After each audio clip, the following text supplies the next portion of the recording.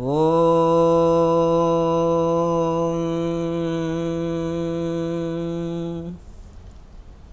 దివ్యాత్మ స్వరూపులైన ధ్యాన యోగులందరి హృదయంలో ఉన్న చైతన్య రూపంలో ఉన్న పరమాత్మకి ప్రణమిల్లుతూ మనము ఎంతో 84 లక్షల జీవరాశుల్లో కేవలం మానవ జన్మ మాత్రమే ముక్తి పొందుటకై వచ్చింది. మిగతా జంతు జన్మలన్నీ భోగ జన్మలు. అంటే తినడం, పండుకోవడం, సంసారము ఇవన్నీ భోగాలు అనుభవించుట కోసమే జంతు జన్మలు. ఒక మానవుడి జన్మ మాత్రము ధర్మార్థ కామమోక్షముల కోసం ప్రయత్నం చేస్తారు. అంటే మిగతా సంసారము, భార్య, బిడ్డలు అన్నిట్లలో ఉండి కూడా మళ్ళీ ముక్తికై ప్రయత్నం చేస్తాడు కనుక మానవ జన్మ శ్రేష్టము. మిగతా జంతు జన్మలు ముక్తికై ప్రయత్నం చేయవు. వాటికి ఆ తెలివి లేదు. ఒక మనిషికి మాత్రమే ఈ యొక్క తనను తను తెలుసుకుంటాడు, తనని సృష్టించిన పరమాత్మని తెలుసుకుంటాడు. అందుకనే మానవ జన్మ శ్రేష్టమని సమస్త శాస్త్రాలు, సమస్త గురువులు చెప్తున్నారు. చిన్నప్పుడే 12వ ఏటనే హిమాలయస్ వెళ్ళిపోయి చాలా సంవత్సరాలు మా జీవితం అక్కడే గడిచింది కనుక యథా గురు తథా శిష్య, యథా గురు తథా శిష్య అంటే గురువు ఏది నేర్పితే శిష్యుడు అదే నేర్చుకుంటారు. ఎందుకంటే ఆ విధంగా మనము అక్కడికి వెళ్ళిన తర్వాత మా గురువు గాలి తిని ఉండేవాళ్ళే కనుక అవధూతగిరి మహారాజు మరి మాకు ఆకులు తినడం నేర్పించారు కనుక ఆకులు తింటూ జీవిస్తూ మేము ఆ సాధనలు చేసినాం. అక్కడ ఒక క్రమ పద్ధతిలో, అష్టాంగ యోగంలో ఒక క్రమ పద్ధతిలో శిక్షణ ఇస్తారు. చాలా టెస్టులు పెడతారు. ఇంకా ఈ కాలంలో 3 పూటలు భోజనం ఉంటుంది, 6 నెలలైన రూము ఫ్రీ, ఫుడ్ ఫ్రీ, ధ్యానం ఫ్రీ, అన్ని శిక్షణ ఫ్రీ, ధ్యానం చేసుకోండి అయ్యా అంటే 6 నెలలు ఉంటానంటాడు, సాయంత్రం వరకే రెడీ అవుతారు. అంటే దీంట్లో వైరాగ్యం ఉండాలి. వైరాగ్యం లేకనే ఇప్పుడు ఈ ప్రపంచంలో అందరూ ఏం చేస్తున్నారంటే నేను 10 ఏళ్ళ నుంచి ధ్యానం చేస్తున్నానండి, ఇంకా నా మనసు సహకరిస్తలేదు, పరిగెత్తుతుంది, ఇటు అటు పరిగెత్తుతుంది, నిలకడగా ఉండలేకపోతుంది అంటారు. ఇంకా కొంతమంది 1-2 నిమిషాలు 1 నిమిషమో నిలకడ ఉండి చాలా శాంతిని పొందుతున్నానండి, కానీ మళ్ళీ అదే వెంటనే ఆ శాంతిని ఎక్కువసేపు నిలుపుకోలేకపోతున్నానండి అని చాలామంది అంటారు. అట్లా ఈ విధంగా దీనికి కారణం ఏంటంటే ఒకటి బాడీ ఫిట్, మైండ్ ఫిట్ లేకపోవడం. ఈ యొక్క ఆసనాలతోటి బాడీని ఫిట్ చేసుకోమని యోగ శాస్త్రం చెప్తుంది. అలాగే ప్రాణాయామ ద్వారా మనసును వశం చేసుకోమని ఈ యొక్క యోగ శాస్త్రం చెప్తుంది. అలాగే ఈ ఒక్కరి సమస్య కాదు, అర్జునునంతటి వీరుడే అన్నాడు, చంచలం హి మన కృష్ణ, చంచలమైంది వాయోరివ సుదుష్కృతం. ఈ వాయువులాక ఈ యొక్క నేను వాయువుని చేతిలో పట్టుకోలేనట్టుగా ఈ మనసుని నేను చేతిలో పట్టుకోలేకపోతున్నాను ఆ కృష్ణ అని అంటారు. ధ్యాన యోగులు పాటించేది కొన్ని సిద్ధాంతాలు ఉంటాయి. సూత్రం లేనిది లెక్క రాదు. ఇప్పుడు ఫ్లైట్ నడవాలంటే కొన్ని సూత్రాలు ఉంటాయి, ఈ ఒక స్టీమర్స్ నడవాలంటే కొన్ని సూత్రాలు, ఒక సూత్రం ఒకదానికి వర్తించదు. కనుక ఈ యొక్క యోగంలో మనసు నిలపనికి కూడా కొన్ని టెక్నిక్లు, కొన్ని సూత్రాలు ఉన్నాయి. అది అభ్యాస వైరాగ్యం తన్నిరోధ అని పతంజలి మహర్షి అంటారు. అభ్యాసేనతో కౌంతేయ వైరాగ్యేన చ గృహ్యతే అని భగవద్గీతలో కృష్ణ పరమాత్మ చెప్తారు. అభ్యాస వైరాగ్యాలు. అభ్యాసం అంటే ఏంటి? ప్రాక్టీస్. ప్రతి రోజు ప్రాక్టీస్ చేయడం. అభ్యాసం అంటే సాధన అంటే దాన్ని నిరంతరం సాధన చేయడమే అభ్యాసం. ఆ అభ్యాసంతో మనకు అందులో ప్రావీణ్యం లభిస్తుంది. ఏనుగు సైకిల్ దొక్కగలుగుతుంది. సర్కస్లో ఎన్నో విన్యాసాలు చూస్తున్నాం, అది అభ్యాస బలం, సాధన బలం. సాధన అంటే ధ్యానం కాదు, సాధన అంటే ప్రాక్టీస్. ధ్యానాన్ని సాధన చేస్తే ధ్యానంలో అనుభవం వస్తుంది. ఇక్కడ ఆహారంలో కొంత ధ్యాన యోగులు కొంత ఈ యొక్క ఆసనాల ప్రాణాయామాలని కొంత కలిగి ఉండాలి. ఆసనాలు లేకుండా కనీసము ప్రాణాయామలో ఒకటైనా పట్టు సాధించాలి. అప్పుడు మనం ఏకాగ్రత పొందుతాం. అలాగే చక్కగా ఈ యొక్క పూర్వకాలంలో ఇవన్నీ కూడా ఇవి అందించేవాళ్ళు. చక్కటి ఆహార నియమం ఉండేది, చక్కటి యోగాభ్యాసం ఉండేది. ఆ యోగాభ్యాసము, ధ్యానాభ్యాసాన్ని వాళ్ళు నిత్య జీవితంలో దేనికైనా వాడుకోవచ్చు. మన దగ్గర ఈ యొక్క ధనం ఉంది, దాన్ని దేనికైనా వాడుకోవచ్చు. ఇల్లు కట్టుకోవచ్చు, కారు తీసుకోవచ్చు, ఇంకేదైనా తీసుకోవచ్చు, ఇంకా మంచి కార్యాలకు ఉపయోగించుకోవచ్చు. అలాగే మనలోన యోగం ఉంది. ఆ యోగం వలన మన ఏకాగ్రత పొందుతాం. ఆ ఏకాగ్రతని మనం నిత్య జీవితంలో కార్యంలో అన్ని పనుల్లో వినియోగించుకోవచ్చు. ఒక విద్యార్థి, స్టూడెంట్ తన ఎడ్యుకేషన్లో, తన చదువులో వినియోగించుకుంటాడు ఆ ఏకాగ్రతని. ఒక ఆర్మీ వాళ్ళు ఉన్నారు, దాన్ని చక్కగా వాళ్ళు యుద్ధం చేయడానికి యూజ్ చేసుకుంటారు. ఎందుకంటే మనకు ఒక గన్నుని పేల్చినప్పుడు ఒక టార్గెట్ అనే ఒక గుర్తు వస్తుంది. ఆ గుర్తు ద్వారా లక్ష్యాన్ని కరెక్ట్ ఛేదిస్తారు. అట్లాగే ఈ యోగం అనేది టార్గెట్ లాంటిది. ఎక్కడ మనసు నిలిపితే అక్కడ గుంజకు పశువుని కట్టివేసినట్టయితే గొలుసు చేత అది అక్కడే ఉండిపోతుంది. ఇంకా అలాగే ఈ మనసుని కట్టివేయాలనంటే ఈ యొక్క చక్కగా యోగముతో కూడిన ధ్యానము ఎప్పుడైతే చేసినామో మనసు అంతర్ముఖం అయిపోతుంది. మా గురువులు మాకు ఇచ్చిన శిక్షణ ఇదే. ఏమన్నా విఘ్నాలు వచ్చినప్పుడు మధ్యలోనే సాధన వదిలిపెడుతుంటాము. కానీ అట్లా చేయొద్దు. మనం ఆత్మజ్ఞానము ఆత్మ సాక్షాత్కారము పొందేటప్పుడు నిర్వికల్ప సమాధియే మన లక్ష్యంగా తీసుకొని వెళ్ళాలి. నిర్వికల్ప సమాధితోటి మనిషికి ఏమవుతుందంటే దాని వలన బ్రహ్మజ్ఞానం కలుగుతుంది. బ్రహ్మజ్ఞానంతో మనిషికి అయితే మమాత్మ సర్వభూతాత్మ సర్వం బ్రహ్మమయం జగత్ అనే అనుభూతి కలుగుతుంది. అలాగే గురువు ఏదైతే తత్వమాసి పరబ్రహ్మ స్వరూపమే అయి ఉన్నవని గురువు చెప్పిన ఆ వాక్యము స్వయం అనుభవంలోకి రావాలంటే అహం బ్రహ్మస్మి అనే స్థితికి రావాలంటే అప్పుడు మనం నిరంతరం సాధన చేస్తూ ఉండాలన్నమాట. అందుకనే ఈ యొక్క మనకు నిత్య జీవితంలో వేదాంతం ఉండాలి. ఆత్మానాత్మ విచారణ, ప్రకృతి పరమాత్మ చెప్పే వేదాంత విచారణ ఉండాలి. అందుకనే ఈ క్రియాయోగం చెప్పేది అంతే, తపస్వాధ్యాయ ఈశ్వర ప్రణిధానాన్ని క్రియాయోగ అంటారు. అంటే ఈ వేదాంత శాస్త్రం మనకు ఉండాలి. అలాగే మనకు ప్రాణాయామ అభ్యాసము ఉండాలి. అలాగే ధ్యాన అభ్యాసం ఉండాలి. తర్వాత ప్రాణాయామ అభ్యాసం ఉండాలి. ప్రాణాయామ అభ్యాసం ద్వారా నిత్య జీవితంలో మనం ధ్యానంలో ప్రాణాయామాన్ని వినియోగించుకున్నట్టయితే ఉన్నత శిఖరాలు అందుకుంటాం. ఇది ఫ్లైట్ మార్గం లాగా పరమహంస యోగానంద గారు ఒక యోగి ఆత్మకథలో కూడా ఇది ఫ్లైట్ మార్గం అంటారు. ప్రాణాయామ చేసి ధ్యానం ఏదైతే చేస్తామో ఫ్లైట్లో కూర్చొని వెళ్ళినట్టుగా మనము వెంటనే అంతర్ముఖం చేస్తామని చెప్తారు. ఇక భగవద్గీత ఆశయాన్ని చర్చించుకుందాం. ఇప్పుడు భగవద్గీత ఏం చెప్తుంది? 6వ అధ్యాయంలో అంత ధ్యాన యోగాన్ని గొప్పగా చెప్పింది. 4వ అధ్యాయంలోనేమో అపానే జూహతి ప్రాణం ప్రాణాపాన తతాపరే ప్రాణాపాన గతిరుద్వ ప్రాణాయామ పరాయణ. ఇక గతంలో కూడా నేను ఈ విషయాలు చాలా చెప్పినాను ఈ యొక్క 4వ అధ్యాయంలోనివి. అయితే ఇప్పుడు 8వ అధ్యాయంలో యోగి ఎలా దేహం వదులుతాడు అనేది, యోగి ఏ విధంగా దేహం వదిలితే ముక్తి లభిస్తుంది అనేది చెప్తున్నా. అంటే ప్రయాణకాలే మనసాచలేన భక్త్యాయుక్త యోగ బలేన చైవ. అలా ఈ విధంగా ఈ శ్లోకంలో చక్కగా వాళ్ళు ఈ విధంగా యోగ బలం చేత ఈ యొక్క బ్రువరు మధ్య ప్రాణమవేశ సమ్యక్. అయితే ఏ విధంగా అవుతుంటుందో ప్రయాణకాలంలో దేహం వదిలేటప్పుడు యోగి తన యొక్క భక్తి చేత యోగ యుక్తి చేత తన మనసునంతా ప్రాణంనంతా తీసుకొని వచ్చి బ్రువరు మధ్య ప్రాణమవేశ సమ్యక్గా చక్కగా ఆ యొక్క భ్రూ మధ్యంలోనే ప్రాణముని నిలుపుకొని సతం పరం యాతి పరం పదం అంటున్నాడు. అయితే ఏ విధంగా అవుతున్నాడు అక్కడ ఆ విధంగా మనసును అక్కడ నిలుపుకొని కేంద్రీకృతం చేసి పరమాత్మలో ఉన్న మనసును నిలిపి ఆ విధంగా యోగి దేహము అంటే పరమాత్మని పరమ పురుషుణ్ణి అయిన పరమాత్మని పొందుతున్నాడు అని చెప్తారు. అలాగే తర్వాత కూడా భగవద్గీతలో ఇంకా వరుసగా 3-4 శ్లోకాల్లో వీటి గురించే చెప్తున్నారు. అనేకమైన ఈ ఎన్నో శ్లోక ప్రమాణాలతోటి ఇక ఓం మిత్యేకాక్షరం బ్రహ్మం వ్యవహారాన్ మా మనస్మరన్. అయితే ఈ విధంగా ఓంకారాన్ని ఉచ్చరిస్తూ మనసుని హృదయంలో నిలిపి ప్రాణాన్ని బ్రహ్మరంధ్రంలో నిలిపి ఈ విధంగా యోగి దేహం వదిలి చివరికి ఆ పరమాత్మనే పొందుతున్నాడు, ముక్తిని పరమపదాన్ని పొందుతున్నాడని మనకు అనేకమైన శ్లోక రూపంలో భగవద్గీతలో ఎన్నో ప్రమాణాలు ఉన్నాయి. ఇట్లా ఈ విధంగా ఋషుల ఆశయం కూడా అదనమాట. ఎందుకంటే అంతర్ముఖం కావడానికి ఇప్పుడు ఈ ప్రపంచంలో నాస్తి ధ్యాన పరో తప, నాస్తి ధ్యాన పరో యజ్ఞ, నాస్తి ధ్యాన పరో జప.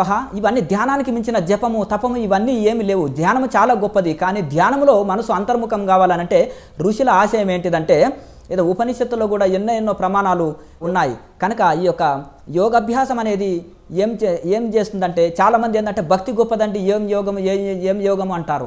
ఆ భక్తిలోన భగవంతునిలోన మనసు ఐక్యం చేయకుండా మనము ఎంతసేపు ఎన్ని పూజలు చేసినా, హోమాలు చేసినా, యజ్ఞాలు చేసినా, తపస్సులు చేసినా, ఎన్ని చేసినా కానీ అవి పూర్తి ఫలితాన్ని ఇవ్వలేవు. ఎలా అంటే పూర్వకాలంలో సంధ్యావందనం చేసినా, పూజ చేసినా, ఏది చేసినా సంకల్పము అని చెప్పుకుంటారు. అంటే మేము పలాని ఊరు వాళ్ళము, పలాని ప్రదేశము, పలాని గోత్ర సూత్రం ఉంది, మేము ఈరోజు పూజ హోమము ఈ జప తపములు చేస్తున్నామని సంకల్పం చెప్పుకొని చేస్తారనమాట. అయితే అందులో కూడా సంకల్పంలో ప్రాణాయామ వినియోగ అంటారు. అక్కడ ఒక 5 ప్రాణాయామాలు చేయించి కర్మకాండాలు చేయించేవాళ్ళు. ఎందుకు కర్మకాండాల్లో ఈ ప్రాణాయామాన్ని చెప్పారంటే ప్రాణాయామం చేసినప్పుడు మనసు అంతర్ముఖం అవుతుంది. ఆ చేసే కర్మకాండాల్లో కూడా ఏకాగ్రతతోటి చేసి చక్కగా చేసి చక్కటి ఫలితం పొందుతారనేది ఆ యొక్క ఋషుల ఆశయం అనమాట. కానీ మనము ఈ విధంగా మెల్లమెల్లగా చిన్నపిల్లవాడికి స్కూల్కి వెళ్ళినప్పుడు ఏబీలు దిద్దిపిస్తారు. అది ఎందుకంటే మొదలే వెళ్ళంగానే పుస్తకం ఇవ్వరు. ఎందుకంటే ఈ విధంగా మెల్లమెల్లగా అభ్యాసం చేసుకుంటారని. ఈ విధంగా 5 ప్రాణాయామాలు చేయించి కర్మకాండాలు ఎందుకు చేయించారంటే ఇట్లా ప్రాణాయామంలో అభ్యాసం అవుతారు. ఆ ప్రాణాయామం వలన మనసు అంతర్ముఖం అవుతుంది. మెల్లమెల్లగా అభ్యాసం అవుతారు. అభ్యాసమైన తర్వాత మనసు ప్రాణాయామతోటి అంతర్ముఖమైన తర్వాత వాళ్ళు చేసే పూజ తపము జపము అన్నిట్లో చక్కగా చేసి చక్కటి ఫలితం పొందుతారు అనేది ఋషుల యొక్క ఆశయం. అందుకని కర్మకాండాల్లో కూడా నిత్య జీవితంలో కూడా ఈ యొక్క యోగాభ్యాసాన్ని వాళ్ళు చేర్చారు. ఇందులో ఊరికే జీవితాంతం ఆసనాలు వేసుకుంటుంటే లాభం లేదు. పూర్వము చాంగదేవుడని 1400 సంవత్సరాలు హఠయోగంతో జీవిస్తాడు. రమణ మహర్షి కూడా అంటాడు, ఎన్ని సంవత్సరాలు జీవిస్తే ఏమిది నాయన బ్రహ్మజ్ఞానం రాకపోతేమి. ధ్రువుడు ప్రహ్లాదుడు అతి చిన్న కాలంలోనే చిన్న బాలురే బ్రహ్మజ్ఞానం పొందారు. బ్రహ్మజ్ఞానం వచ్చింది లెక్క. మనం ఎన్ని రోజులు కాలేజీకి వెళ్ళినామా స్కూల్కి వెళ్ళినామని కాదు, ఉద్యోగం వచ్చింది లెక్క అన్నట్టుగా ఆ బ్రహ్మజ్ఞానం వచ్చింది లెక్క నాయన, ఎంతకాలం జీవిస్తే ఏముంది అని ఆ విధంగా రమణ మహర్షి చెప్తారు. కనుక 1400 సంవత్సరాలు జీవించి కూడా బ్రహ్మజ్ఞానం రాలేదు. అతను ఆయుష్ పెంచుకోవాలనో లేకపోతే ఇంకేదో పరాక్రమం చూపెట్టుకోవాలనో ప్రదర్శన కోసము అతను హఠయోగం చేశాడే తప్ప బ్రహ్మజ్ఞానం రావాలని కోరుకోలే ఎప్పుడు అని యద్భావం తద్భవతి. కనుక చివరికి ఈ యొక్క ప్రాణాయామ అభ్యాసము ధ్యానాభ్యాసము ఉపదేశం చేసి జ్ఞానదేవుడు 16 ఏండ్ల బాలుడు అతను హఠయోగం ద్వారా చెప్పిన మహిమని ఈ యొక్క ఏకంగా ఈ యొక్క ఆకాశంలోనే వచ్చి ఈ యొక్క జ్ఞానదేవుడు వచ్చేసి అతనికి ఉపదేశం చేస్తాడు. నేను 16 ఏండ్ల బాలుని, నేను చేసింది నేను ఏదో ఆయుష్ పెంచుకోవాలనో ఇంకేదో అష్టసిద్ధులు కావాలనో చేయలే. నేను ఆత్మజ్ఞాన ప్రాప్తి కోసం తపస్సు చేసి నేను గోడ మీద కూర్చొని కూడా గాలిలో నీ దగ్గరికి రాగలిగినాను. ఇది నువ్వు జడమైన పులిని వశం చేసుకొని నీవు వచ్చినావు. నేను జడమైన గోడ మీద ఆకాశంలో ఎందుకు రాగలిగినానంటే నేను ధ్యానం చేయడమే మన వంతము, దాని ఫలితం కోరరాదు. మనం మామిడి తోట పెట్టుకుంటే కోరినా కోరకున్నా ఫలాలు ఇస్తుంటుంది. అయితే దీన్ని మనం చిన్న చిన్న కోరికల కోసం చిన్నపిల్లవాడు డైమండ్స్ని రేయి పళ్ళ కోసం ఇచ్చినట్టు కాకుండా అట్లా దాన్ని మనకు ప్రారంధవశాత్తున సుఖదుఖాలు ఎవరిని వదిలిపెట్టవు. ఎంతెంత గొప్ప గొప్ప ఋషులకు అంత ఎక్కువ విఘ్నాలు ఉంటాయి. దీనివలన మనము ఎప్పుడైతే మనము ప్రాణాయామ అభ్యాసం వలన నిరంతరము మనసును అంతర్ముఖం చేసిన తర్వాత ఇంకా గంటల తరబడి రోజుల తరబడి ధ్యాన యోగంలో ఉండాలి. ఉన్నప్పుడు మన మనసు అంతర్ముఖం ఎప్పుడైతే అవుతుందో సమస్త ధ్యాన విఘ్నాలు, యోగ విఘ్నాలు, సమస్త విఘ్నాలు, అతి ఆది భౌతికము ఆధ్యాత్మికము అన్ని విధాల మనకు అన్ని విఘ్నాలు మనకు పోతాయి. ఎందుకంటే సముద్రము ప్రారంభంలో చూడండి విపరీతమైన అలలు ఉంటాయి. సముద్రం లోపలికి వెళ్ళిన తర్వాత నిశ్చలంగా ఉంటుంది. కానీ సాధన ప్రారంభంలోనే విపరీతమైన అనేకమైన విఘ్నాలు వస్తుంటాయి. వాటికి భయపడొద్దు. అట్లా సముద్రాన్ని మనం పోగలుగుతామా, ఇంత పెద్ద అలలు వస్తున్నాయి అనకుండా నడి సముద్రంలో వెళ్ళిన తర్వాత పడవ ద్వారా వెళ్తుంటే నడి సముద్రంలో పోతే ఏ అలలు లేవు. ప్రారంభంలోనే అనేకమైన విఘ్నాలు వస్తుంటాయి. వాటిని ఓర్చుకొని మనము ముందుకు వెళ్తుండాలి. తర్వాత నిశ్చల స్థితిని అందుకుంటాం. అయితే కొన్ని మనం యొక్క వివేక లోపంతో, మన ఆలోచన లోపంతో కొన్ని మంచి చక్కటి సంకల్పాలు లేనందువలన కొన్ని మనం కోరి తెచ్చుకున్నవి ఉంటాయి. అటువంటివి దాని వలన ఋతంబర ప్రజ్ఞ చేత, వివేక ఖ్యాతి చేత యోగికి ఎప్పుడైతే సమాధి స్థితి ద్వారా వివేక ఖ్యాతి పెరుగుతుంది, ఆ వివేక ఖ్యాతి వలన రాబోయే దుఃఖాలను కూడా తెలుసుకుంటాడు, రాబోయే కష్టాలను తెలుసుకుంటాడు, రాబోయే సమస్యల్ని కూడా పరిష్కరించుకొని అవన్నిటిని తొలగించుకోగలుగుతారు. కనుక ఈ విధంగా నిత్య జీవితంలో మనం ఈ యొక్క యోగంతో కూడిన ధ్యానాన్ని చక్కగా మన సమస్యల్ని పరిష్కారం చేసుకోవడానికి మన యొక్క అన్నిటికీ మనకు ఉపయోగపడుతుంది. చక్కటి సరి అయిన సంకల్పాలు చేస్తాము, సరి అయిన ఆలోచనతోటి చక్కగా జీవితంలో విజయం సాధించగలుగుతాము. అయితే ఈ యొక్క మహర్షులు వాళ్ళ జీవితాన్ని ఏ విధంగా జీవించి వాళ్ళు సంపూర్ణ ఆయుష్తోటి జీవించారు, మనశ్శాంతిగా జీవించారు, ఆరోగ్యవంతులుగా ఆత్మజ్ఞానులుగా ఎలా జీవించారని మనం ఆలోచన చేసినట్టయితే వారు చక్కగా సాధ్యమైనంత వరకు పూర్వకాలంలో చూడండి, పల్లెటూర్లలో చూస్తుంటే అడవికి వెళ్తే నానా రకాల పళ్ళు, నానా రకాల ఇది ఆ రోజు భోజనం చేయకుండా అవే తిని ఉండేవాళ్ళు. ఏం దొరకకపోతే సాధ్యమైనంత వరకు వాళ్ళు కొంచెం నేచర్ ఫుడ్ తీసుకునేవాళ్ళు, ప్రకృతి సహజంగా వండని పదార్థం తీసుకునేవాళ్ళు. ఆ విధంగా సహజంగా జంతువులు చూడండి ఏవైతే నేచర్ ఫుడ్ తీసుకుంటున్నాయి, సహజమైన ఆహారం తీసుకొని అవి స్నానం చేయకుండా, బ్రష్ చేయకుండా, ఏమీ ఇది లేకుండా కూడా ఒక హాస్పిటల్ లేకుండా హాయిగా జీవిస్తున్నాయి. అయితే అలాగే ఇంకొకటి, వాటికి సహజంగానే ఆసన సిద్ధి ఉంది. ఒక ఎద్దు పొలము దున్నేసి వచ్చిన తర్వాత సాయంత్రం వచ్చిన తర్వాత అక్కడ తన ప్లేసులో అది కూర్చున్నదంటే మళ్ళీ ఉదయం తెల్లవారి వరకు ఒకే ఆసనంలో, బసవన్న అంటారు కదా, నందిలాగా కూర్చుంటుంది. అలా ఒకే ఆసనంలో అలా కూర్చుంటుంది. ఎట్లా అంటే దానికి ఎట్లా ఆసన సిద్ధి కలిగింది అంటే ప్రకృతి సహజమైన ఆహారం తీసుకుంటుంది. అది అభ్యాసం చేసింది. ఎప్పుడు కూర్చొని తెల్లవారులంతా కూడా అది అలా కూర్చోవడం అభ్యాసం చేసింది జీవితాంతము. కనుక ఒకే ఆసనంలో అంతసేపు కూర్చోనగలుగుతుంది. కనుక మనకు ఆసన సిద్ధి రావాలంటే ప్రాణాయామ అభ్యాసం ఉండాలి, ఆహార నియమం ఉండాలి, నిరంతరం ప్రాక్టీసు, అభ్యాసము వైరాగ్యము, అభ్యాసం ఉండాలి. నిరంతరం అభ్యాసం చేయగా మనకు ఆసన సిద్ధి కలుగుతుంది. ఇంకొకటి, బీదవాడికి డబ్బు లేదనే చింత, అలా డబ్బున్న వాళ్ళకి ఆరోగ్యం సరిలేదనే చింత, ఆరోగ్యం చక్కగా ఉన్న వాళ్ళకి ఇంకేదేదో ఫ్యామిలీ సమస్యలు. ఈ భూమి మీద వచ్చిన ప్రతి ఒక్కరికి సమస్యలు లేవు, నేను హాయిగా ఉన్నానని ఎవరూ చెప్పలేరు. ఇది వస్తే చాలు నేను హాయిగా ఉంటాను అనుకుంటాం. అది వచ్చే వరకు ఇంకా 190 విఘ్నాలు, 190 కష్టాలు, 190 సమస్యలు వచ్చి ఉంటాయి. కనుక ఈ విధంగా ఇవన్నీ కూడా సమస్య లేనిది ఈ ప్రపంచంలో ఎవరికీ లేదు. అందుకనే బుద్ధుడి దగ్గరికి కూడా ఒక అమ్మగారు తన అబ్బాయి చనిపోయి ఏడుస్తుంటే మీ తపోశక్తి ద్వారా జీవించండి అంటే దుఃఖం లేని ఇంట్లో నాకు భిక్ష తీసుకొని రా అని ఆజ్ఞ చేస్తే ఆమె తీసుకొని రాలేకపోయింది. ఎందుకంటే ఏ ఇంట్లో పోయినా దుఃఖం ఉంది అని చెప్పారు. కనుక ఈ విధంగా మళ్ళీ ఆమె ఒక యోగినిగా మారిపోయింది. కనుక ఈ విధంగా మనకు ఈ ప్రపంచంలో దుఃఖాలయం అశాశ్వతం, ఇది విద్యాలయం వైద్యాలయము ఇది అది అని ఒక బోర్డు ఉంటుంది ఏదైనా ఒక ఆఫీస్కి. అలాగే దీనికి కూడా దుఃఖాలయము అనే ఒక బోర్డు ఉంది శరీరానికి. ఇది దుఃఖాలకు నిలయము, దుఃఖాలయము అశాశ్వతం. శాశ్వతమా? మళ్ళీ శాశ్వతం కాదు. మరి ఈ దుఃఖాలయం అశాశ్వతము అనిత్యమైన శరీరాన్ని దేహాన్ని పట్టుకొని భార్య బిడ్డలు మోహంలో పడి ధనము సంపద అని ఎందుకు ప్రాకులాడుతున్నాం? దీంతో అనేకమైన అశాంతి అనేకమైన దుఃఖం ఎందుకు పొందుతున్నాం? ఎందుకు మనకు వివేకము లేదు? అట్లా ఆ విధంగా మనము ఎట్లా అంటే ఎవరైనా తెలివని పిచ్చివాడు మంటలో పోయి దూకి శరీరం అంతా కాలిన తర్వాత అదే రోధించవచ్చు. కానీ మనం వివేకవంతులము, అది మంట, అది అగ్ని కాలుస్తుందని తెలుసు కదా. ఈ ప్రాపంచికములో మన మనసు ఉంటే దుఃఖాలే, పరమాత్మలో మన మనసు ఉంచి అన్ని పనులు చక్కగా చేయమంటుంది. భగవద్గీతలో కూడా అన్ని వదిలిపెట్టి అరణ్యాలకు వెళ్ళు సన్యాసం తీసుకోమని చెప్తలేదు. కృష్ణ పరమాత్మ కూడా బుద్ధి యోగాన్ని ఆశ్రయించు, మనసుని శరీరాన్ని అన్ని ఆధీనంలో పెట్టుకొని ఈ యొక్క నువ్వు చక్కగా నిష్కామ కర్మయోగం అంటే ఫలితం అంతా భగవంతుడికి అర్పించి నీవు అన్ని కార్యాలు చేయి. కర్మ చేయడమే నీ వంతు, కానీ ఫలితం నీవు కోరరాదు. అన్ని భగవంతునికి అర్పించి చెయ్యి. అప్పుడు నీ యొక్క బుద్ధి బ్యాలెన్స్గా ఉంటుంది. దాన్నే బుద్ధి యోగము అంటారు, సమత్వ బుద్ధి యోగము అంటారు. కనుక ఆ సమత్వ బుద్ధి యోగములో నీ చిత్తము ఎంతో ప్రసన్నత చెందుతుంది. ఎందుకంటే సుఖము దుఃఖము లేదు, లాభం నష్టం లేదు, అది దైవ కార్యాలుగా మారిపోతున్నాయి. అప్పుడు ఇంకా నీవు దైవ కార్యం భగవంతునికి అర్పించి చేసినావు కదా, నీ కార్యం అయితే నీకు సుఖము దుఃఖము లాభము నష్టం ఉంటుంది. ఒక కోటీశ్వర్ల ఇంట ఒక పని మనిషి ఉంటుంది, ఆమెకు లాభ నష్టం ఏం లేదు, అంతా ఆ యజమానికే వస్తుంది. అలాగే మనం కూడా భగవంతుడికి మనం అర్పించుకొని అన్ని కార్యాలను అర్పించుకొని చేసినప్పుడు మనకు సుఖ దుఃఖాలు లాభ నష్టాలు లేవు. కనుక ఈ విధంగా ఉండి మళ్ళీ ధ్యానయోగము చేయాలి. ధ్యానయోగం ఎందుకు చేయాలి? ఉద్ధరే ఆత్మనాత్మనం, ఎవరి ఆత్మని వాళ్ళ ఉద్ధరించుకొనుట కోసము, ముక్తి పొందుట కోసం, మోక్షం పొందుట కోసం, మనము శరీరము మనసు ఆధీనంలో ఉండుట కోసం, అప్పుడే నిజమైన శాంతి పొందుతాము. అలా శాంతిగా ఉండాలంటే ఈ యొక్క మనకు ప్రాణాయామ అభ్యాసం ఉండాలి, ధ్యాన అభ్యాసం ఉండాలి. ఈ యొక్క బాడీ మైండ్ని కంట్రోల్ చేసేది ప్రాణాయామ. మనసుని అంతర్ముఖము చేసి పరమాత్మలో లయం చేసేస్తుంది. అంతర్ముఖమైన మనసులో ధ్యానం వెంటనే మనకు ధ్యానావస్థ, గాలి లేని చోట దీపం వలె. ధ్యానం అంటే ఏంటిదంటే గాలి లేని చోట దీపం వలె, మనసు కదలకుండా. ధారణ అంటే ఏంటిదంటే ఒక వస్తువు మీద మనము తదేక నిష్టతోటి మనసు నిలపడం, దాన్ని ధారణ చేస్తారు. వీరికి ధారణ శక్తి బాగుంది అండి అంటారు, ఆ ధారణ చేయడం.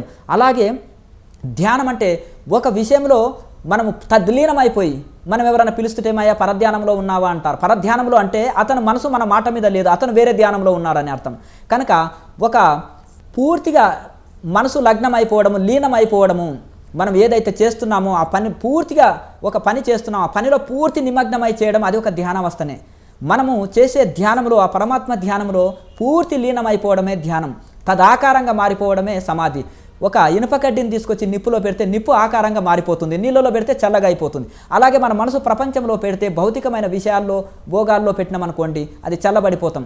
అలాగే ఈ యొక్క అగ్నిలో పెట్టినామనుకోండి, ఆ పరమాత్మలోన మనసును లయం చేసినామనుకోండి అగ్నిలాగా అయిపోయి ఆ ఇనుప కడ్డీని నిప్పులాగా మారినట్టుగా మనకు చిత్తము పరమాత్మ ఆకారంగా మారిపోతుంటుంది.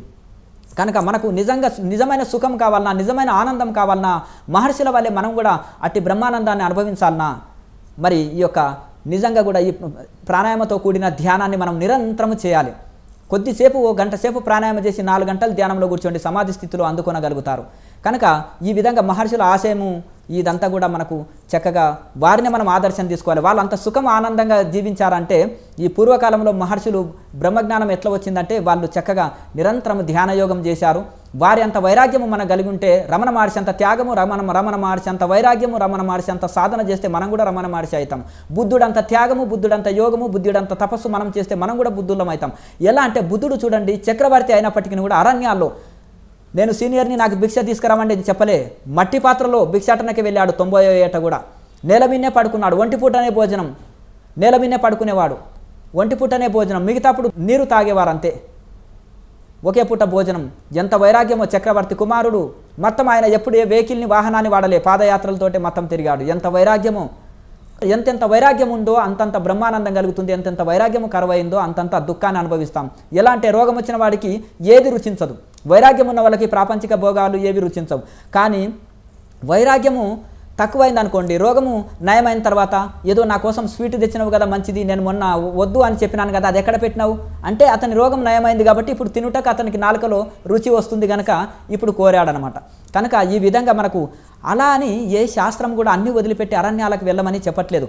మనసుని శరీరాన్ని వశంలో పెట్టుకొని నిష్కామ కర్మ చెయ్యి. నిన్ను నువ్వు తరించుకున్నట కోసము, బ్రహ్మజ్ఞానము పొందుట కోసము ధ్యాన యోగము చేయాలి. అంటే చాలా మటుకు నిష్కామ కర్మ చేస్తేనే మోక్షం అని ఎక్కడ ఏ శాస్త్రం చెప్పలేదు. కృష్ణ పరమాత్మ ఆశయం ఏంటంటే చిత్తము శుద్ధి కోసము, చిత్తము బ్యాలెన్స్ కోసమే నిష్కామ కర్మ చెప్పబడ్డది. చిత్తంలో ఏ వికారం నొందకుండా ఉండుట కోసమే. ఎందుకంటే చిత్తం ఎప్పుడు సుఖము దుఃఖానికి కుంగిపోతుంటాం, లాభ నష్టానికి కుంగిపోతుంటాం, చిత్తం బ్యాలెన్స్గా ఉండదు. నిష్కామ కర్మ వలన దైవార్పిత కర్మలతోటి చిత్తం బ్యాలెన్స్డ్గా ఉంటుంది. అప్పుడు మనకు మనశ్శాంతిగా ఉంటాం, ఆ చిత్తం బ్యాలెన్స్ ఉంటుంది. అలాగే నిష్కామ కర్మ వలన పూర్వ కర్మరాశి అంతా తొలగిపోతుంది. అప్పుడు ధ్యానయోగం వెంటనే కుదురుతుంది. పాపరాశి ఉన్నందుకు మనసు శరీరం సహకరించదు, మనసు సహకరించదు, మనసులో అంతర్ముఖం కాలేకపోతున్నాం. అది పూర్వకర్మలు ఉన్నందుకు. ఆ పూర్వకర్మలు మనము నిష్కామ కర్మ వలన, అందుకనే పెద్ద పెద్ద సంస్థల్లో ఋషుల్లో మహానుభావులు కొత్తగా వెళ్ళిన విద్యార్థులకు సేవ సేవ సేవ, ఎందుకంటే చిత్తం శుద్ధి కోసం. ధ్యానయోగము చేసుకునే వాళ్ళని ఎక్కువ ధ్యానయోగంనే వాళ్ళకి శిక్షణ ఇచ్చేవాళ్ళు. ఇంకా ధ్యానయోగంలో మనసు నిలుస్తలేదా స్వామి అని చెప్పినప్పుడు వారికి ఎక్కువ నిష్కామ కర్మ అని ఎక్కువ చెప్పేవాళ్ళు. ఇంకా ధ్యానయోగంలో కొంత మనసు కూడా నిలుస్తుంది అంటే వాళ్ళకి నిష్కామ కర్మతో పాటు ధ్యానయోగాన్ని కూడా అందించేవాళ్ళు. ఇటు నిష్కామ కర్మ, అటు ధ్యానయోగము మనిషిని నిశ్చింతగా తరిస్తాయి. ఈ నిష్కామ కర్మ వలన మనిషి అంటే ఏ ఫలితము కోరకుండా దైవార్పితంగా చేసే ఈ యొక్క నిష్కామ కర్మతోటి మనిషికి చిత్తము శుద్ధమవుతుంది, పాపరాశి అంతా కాలిపోతుంది, పూర్వకర్మలన్నీ కాలిపోతాయి. ఈ యొక్క ధ్యానయోగంతో ముక్తాత్మలమవుతాం. ఎందుకంటే సూర్యుడికి మేఘాలు ఉన్నాయి, తొలగిపోవాలి, తొలగిపోయినప్పుడు సూర్యుడు కనిపిస్తాడు. కనుక అలాగే ఈ యొక్క పూర్వకాలంలో మాధవాచార్యుడు విద్యారణ్య స్వాముల పూర్వనామధేయం. అయితే వారు గాయత్రి సాధన నిరంతరము ధ్యానాభ్యాసము జపాభ్యాసము చాలా ఇది చేశారంట. ఎన్నో కోట్లు గాయత్రి జపం చేశాడు, నిరంతరం ధ్యానయోగం చేశాడు. గాయత్రి మాతని దర్శనం చేసుకోవాలని ధ్యానయోగాన్ని చాలా గొప్ప తపస్సు చేశాడు. కొన్ని సంవత్సరాల వరకు గాయత్రి మాత దర్శనం ఇవ్వలే. కానీ కొన్ని సంవత్సరాల తర్వాత అమ్మ మీ దర్శనం ఇవ్వండి అని ఎంతో రోధించాడు. అయినా అమ్మవారు దర్శనం ఇవ్వలే. కొన్ని రోజుల తర్వాత గాయత్రి మాత్రమే స్వయంగా వచ్చేసి ఆయనకు దర్శనం ఇచ్చింది. అమ్మ మాత, నేను ఇప్పుడు మీ దర్శనం నేను కోరలేదు, మరి మీరు ఎందుకు దర్శనం ఇచ్చారు? గతంలో నేను ఎంతో రోధించినాను, ఎంతో వేడుకున్నాను, ప్రార్థించినాను, స్తోత్రం చేసినాను, అయినా కానీ మీరు నాకు దర్శనం ఇవ్వలే. ఇప్పుడు నేను కోరకున్నా మీరు దర్శనం ఇచ్చిన దాని అంతరార్థం ఏంటిదో నాకు తెలియట్లేదు. గాయత్రి దేవిని అడిగినప్పుడు, నాయన వెనక్కి చూడు అన్నప్పుడు పెద్ద పెద్ద పర్వతాలు, కొండలు అన్నీ భస్మం అయిపోతున్నాయంట. భస్మం అంటే ఏమిటి అమ్మ, దీని అర్థం నాకు తెలియట్లేదంటే, నీ పాపరాశి పూర్వ జన్మజన్మల నుంచి ఇంత ఉన్నది, ఆ కొండలన్నీ భస్మం అయిపోయినాయి నాయన. ఇప్పుడు నువ్వు అర్హత సంపాదించినావు, నన్ను దర్శనం చేసుకున్నట్టు కోసం అర్హత సంపాదించినావు, అందుకనే నువ్వు కోరకున్నా నేను నీకు దర్శనం ఇచ్చినాను అన్నారు. ఇప్పుడు మీరు చక్కగా ఉత్తీర్ణులు కాలేదనుకో, ఎగ్జామ్స్లో పాస్ కాలేదు, ర్యాంకు సంపాదించుకోలేదు, మీరు కోరిన ఉద్యోగం వస్తుందా? పోనీ 2-3 తరగతిలో 10th వరకే ఉంది అనుకో, మీకు పెద్ద ఆఫీసర్ హోదా రమ్మంటే వస్తుందా? అంటే మనము చేయవలసింది చేయకపోతే రావాల్సింది రాదు. మనము అందులో క్వాలిఫై అయినప్పుడు మనము కోరకుండా ఇంటికే లెటర్ వస్తుంది, మా కంపెనీలో జాయిన్ కాండి, మీకు చక్కగా ఉన్నత సమస్త సౌకర్యాలు కోరుతాం, ఒక కారు, బిల్డింగు, సమస్త సౌకర్యాలు కలిగిస్తాం, మీకు మా కంపెనీ సీఈఓగా చేస్తామని అంటారు. ఎందుకు? మనం ఆ చదువులో అర్హత సంపాదించినప్పుడు మనం కోరకున్న ఉద్యోగం వస్తుంది. ఇప్పుడు మనకు ఇది రాదు, అది రాలేదు, ఇది లేదు, అది లేదు అని ఏడవలసిన అవసరం లేదు. అందులో మనము అర్హత సంపాదించుకున్నామా, అంత పరిశ్రమ మనం చేసినామా?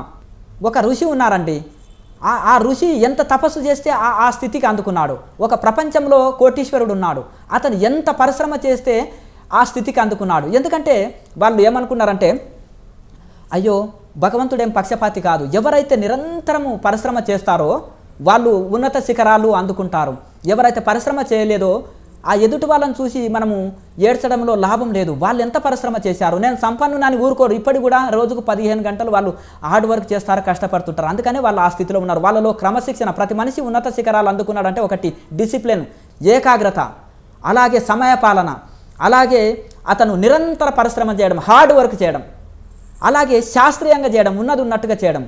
ఇప్పుడు మనకు తాళం చేయి లేదండి, తాళం కీ లేదు, అది మనకు వస్తుందా? తాళం వస్తుందా?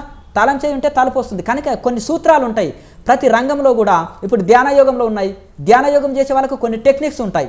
ఈ ప్రాణాయామ అభ్యాసం వలన మనసును వశం చేసుకోవచ్చు, బాడీని మైండ్ని కంట్రోల్ చేసుకొని అంతర్ముఖమై సమాధిని అందుకోవచ్చు వెంటనే. అట్లా ప్రతి దాంట్లో కూడా ఇలాగే సైన్స్లో కొన్ని సూత్రాలు ఉంటాయి. ఆ సూత్రాలని పాటిస్తూ వెళ్ళాలన్నమాట. వెళ్ళినప్పుడు ఇప్పుడు గూగుల్ మ్యాప్ పెట్టుకొని ఎక్కడ వెళ్ళినా కానీ ఏ యాత్ర అయినా చక్కగా వెళ్ళగలుగుతాం, టైం వేస్ట్ కాదు, ఇంకా సమయం వృధా కాదు. కనుక ఆ గూగుల్ మ్యాప్ పెట్టుకొని వెళ్ళినట్టు చక్కగా మనము అంత శాస్త్రీయంగా మన ఋషులు మనకు ఏర్పాటు చేశారు. ఈ ధ్యానయోగం చేసి తరించాలి అని కోరుకునే ప్రతి ఒక్కరు కూడా కొంత ప్రాణాయామ అభ్యాసం చేసి వెంటనే ధ్యానం చేయండి. మీ మనసు వెంటనే అంతర్ముఖం అవుతుంది. కొంచెం ఆహార నియమాలు చక్కగా పాటించాలి, మితాహారం తీసుకోవాలి, శాకాహారమే తీసుకోవాలి, చక్కగా నిరంతరం వైరాగ్యము కలిగి ఉండాలి. మీరు రుచికరమైనవి తినండి, మీరు ఆనందంగా జీవించండి, ఆనందంగా ఎంజాయ్ చేయండి మీ లైఫ్లో. కానీ ఒకటి వైరాగ్యం కలిగి ఉండండి. ఇప్పుడు సుఖభోగాలు అనుభవిస్తున్నారు, ఇది అశాశ్వతం. అలాగే ఇప్పుడు ఏ సుఖ సౌకర్యాలు కలిగినో ఇవన్నీ అశాశ్వతం, ఎప్పుడో ఒకసారి వదలాలి. ఈ దేహాన్ని నేను ఎప్పుడో ఒకసారి వదలాలి, నేను ఎప్పుడో ఒకసారి చనిపోయేది ఉంది అని రోజు గుర్తుకు చేసుకోండి. దీనివలన మీకు వైరాగ్యం వస్తుంది. ఈ భార్య పిల్లలు ఎప్పుడో ఒకసారి వదిలేయాలి. ఒక ట్రైన్లో వెళ్తున్నాము, మనము స్టే చేసి వచ్చినప్పుడు ఒక్కొక్కరు యాత్రికులు దిగి వెళ్తుంటారు కదా, అలాగే మనకు జీవితంలో ఎంతోమంది స్నేహితులు కలుస్తుంటారు, ఎంతోమంది జీవితంలోకి ప్రవేశిస్తుంటారు, పోతుంటారు. అలాగే ఈ విధంగా మనము ఇవన్నీ అశాశ్వతము, ఇవన్నీ ఎప్పుడో ఒకసారి నేను విడవాలి అని మనం రోజు స్మరణ చేసుకుంటూ విచారణ చేయడం వలన దీన్ని ఇట్లా విచారణ చేసుకుంటూ మన మరణాన్ని మనం రోజు ఒకసారి గుర్తు చేసుకుంటే ప్రపంచంలో వైరాగ్యం కలుగుతుంది. అవన్నీ అశాశ్వతము, సత్యము నిత్యము శాశ్వతమైన భగవంతుని మనం పట్టుకోవాలి. ఆ భగవంతుని మనము అనుభూతి చెందాలన్నా, భగవంతునిలో ఐక్యమై ముక్తావస్థ పొందాలన్నా కానీ వైరాగ్యము ధ్యానానికి సహకరిస్తుంది. ప్రాణాయామ అభ్యాసం మనసును అంతర్ముఖం చేస్తుంది. అందుకనే ఈ విచారణతోటి వేదాంత విచారణ చేస్తూ ఈ యొక్క వైరాగ్యం కలిగి ఉండాలి. ఈ యొక్క మితాహారం చేత, ప్రాణాయామ అభ్యాసం చేత మైండ్ని బాడీని ఆధీనంలో కంట్రోల్ చేసుకొని చక్కగా ఈ యొక్క యోగాభ్యాసం ద్వారా మనసుని ఆధీనంలో చేసుకొని ధ్యానయోగం చేసినట్టయితే వెంటనే మనం కూడా ఒక వివేకానంద స్వామి, ఒక దయానంద సరస్వతి, ఒక బుద్ధుడు, ఒక శంకరాచార్య, ఒక గొప్ప గొప్ప ఋషులు కూడా ప్రపంచ చరిత్రలో నిలిచిన ప్రతి ఒక్క ఋషులకి ఇవన్నీ ఉన్నాయి. కొంతమంది భక్తిని పైకి తీసుకొచ్చి యోగం లోపల చేసేవాళ్ళు, కొంతమంది యోగముని బయటకు తీసుకొచ్చి భక్తి లోపల చేసేవాళ్ళు. కనుక ఇవన్నీ ప్రపంచ చరిత్రలో నిలిచిన వాళ్ళందరూ కూడా విచారణ ఉన్నది, యోగ ప్రాణాయామ అభ్యాసం ఉన్నది, ధ్యాన అభ్యాసం ఉన్నది. ఇవన్నీ కలిపే వాళ్ళు బ్రహ్మజ్ఞానులుగా చరిత్రలో నిలిచారు. 4 వైపుల కాంపౌండ్ కట్టుకుంటే సెక్యూరిటీ ఉంటుంది, మన తోటని జంతువులు ఏవి మేయవు. అలాగే ఈ విధంగా మనకు ఈ ప్రపంచ చరిత్రలో నిలిచిన ప్రతి ఋషులకి ఇవి ఉన్నాయి. విచారణ ఉన్నది. కొంతమంది వేదాంతులు విచారణే చాలంటారు, విచారణ సరిపోదు, అన్నమన్నం అంటే ఆకలిపోదు. అలాగే ఇంకా కొంతమంది యోగాభ్యాసం చాలంటారు, యోగంతో ఆరోగ్యం ఉంటాడు, ఏకాగ్రత ఉంటే లాభం లేదు, దానికి ధ్యానం తప్పకుండా చేయాలంటే ఒకటి చేసేవాళ్ళు రెండోది చేయాలని దీని అర్థం, అంతే. ఒకటే చేసేవాళ్ళు. అలాగే ఈ యొక్క వేదాంతులు చేసే విచారణ చేయాలి, యోగులు చేసే ప్రాణాయామం చేయాలి, ధ్యానులు చేసే ధ్యానాన్ని చేయాలి. ఈ 3 కలిపి ఎవరైతే చేసినారో ఇది బ్రహ్మాస్త్రం. ఇవన్నీ కలిపిందే బ్రహ్మాస్త్రం. ఆ బ్రహ్మాస్త్రం కొట్టిందంటే ఇంకా కట్టుబడాలి. ఎటువంటిది మనసు అనే జీవుడు వెంటనే బ్రహ్మాస్త్రానికి కట్టుబడిపోతాడు. ఎవరి దగ్గర విచారణ, ప్రాణాయామము, ధ్యానాభ్యాసం 3 కలిపి చేస్తారో రాకెట్ మార్గం ఇది, వెంటనే మన ముక్తాత్ములు అవుతారు. లోకా సమస్త సుఖినో భవంతు. ఓం.